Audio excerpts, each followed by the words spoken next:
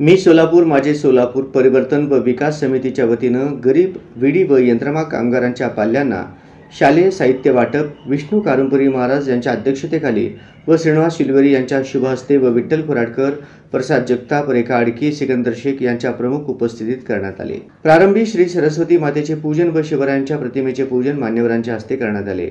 त्यानंतर समितीचे अध्यक्ष विष्णू कारुंपुरी महाराज, श्रीनिवास शिलवेरी यांनी विद्यार्थ्यांना मार्गदर्शन केले।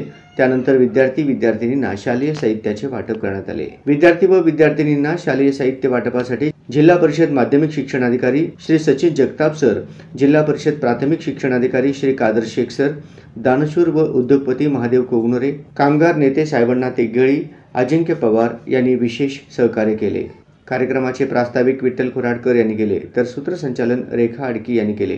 कार्यक्रम यशस्वी करण्यासाठी श्रीनिवास बोगा, गुरुनाथ कोळी, पप्पू शेख, शरणप्पा जगले व मी सोलापूर माझे सोलापूर समितीचे पदाधिकारी विशेष परिश्रम घेतले।